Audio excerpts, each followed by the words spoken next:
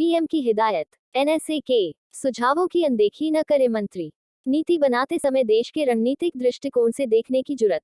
नई दिल्ली। प्रधानमंत्री नरेंद्र मोदी ने सभी मंत्रियों और सचिवों से कहा है कि वे राष्ट्रीय सुरक्षा परिषद, सचिवालय एनएससीएस और सलाहकार एनएसए की तरफ से दी गई महत्वपूर्ण सूचनाओं की अनदेखी न राष्ट्रीय सुरक्षा करें और उन्हें गंभीरता से लें। सूत्रों ने रविवार को यह जानकारी दी। मोदी ने कहा कि कोई भी नीति बनाते समय उसे भारत के रणनीतिक दृष्टिकोण से देखने की जरूरत है। उन्होंने कहा कि ऐसे उदाहरण भी मौजूद हैं जब राष्ट्रीय सुरक्षा परिषद की ओर से दी गई जानकारियों को उचित महत्व नहीं दिया गया। मंत्रिपरिषद की 5 घंटे तक चली बैठक में केंद्र सरकार के सभी सचिवों ने भी भाग लिया। इस दौरान मोदी ने दवाओं के निर्माण के लिए उपयोग की जाने वाली आयातित औषधि सामग्री पर निर्भरता के मामले का हवाला दिया, जिसे कई साल पहले एनएससीएस ने रेखांकित किया था। एजेसी डिप्टी एनएसए ने एनएससीएस पर दी प्रस्तुति। इसके बाद प्रधानमंत्री मोदी के निर्देश पर उप राष्ट्रीय सुरक्षा सलाहकार विक्रम मिस्री ने सचिवालय के बारे में मंत्रियों को अवगत कराने के लिए एनएससीएस पर एक प्रस्तुति दी। सूत्रों ने बताया कि मिस्री ने प्रस्तुतिकरण में दुनिया भर में और खासतौर पर यूरोप, रूस व अमेरिका में हो रहे बदलावों तथा भारत पर उनके प्रभाव के बारे में जानकारी साझा की।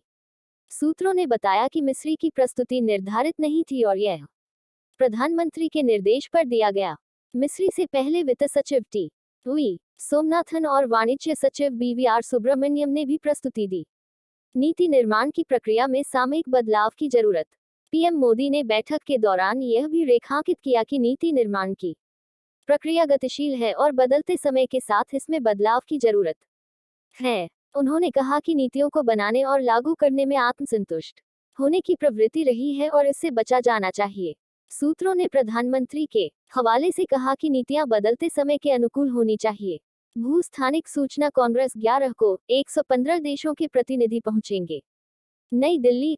प्रधानमंत्री नरेंद्र मोदी 11 अक्टूबर को हैदराबाद में संयुक्त राष्ट्र विश्व भूस्थानिक सूचना कांग्रेस UNWGIC का उद्घाटन करेंगे, जहां भारत पिछले कई वर्षों में इस क्षेत्र में की गई प्रगति को प्रदर्शित करने के लिए तैयार है। 5 दिवसीय सम्मेलन में एकीकृत भूस्थानिक सूचना प्रबंधन, इसकी क्षमताओं के विकास और मजबूती से संबंधित मुद्दों पर चर्चा करने के लिए 115 देशों के 550 से अधिक प्रतिनिधियों की भागीदारी होगी। विज्ञान और प्रौद्योगिकी मंत्री जितेंद्र सिंह ने कहा, हम भूस्थानिक चौपाल पहल पेश करेंगे, जो ग्रामीण समुदायों को भूस्थानिक सेवाओं से जोड़ने का प्रयास करती है।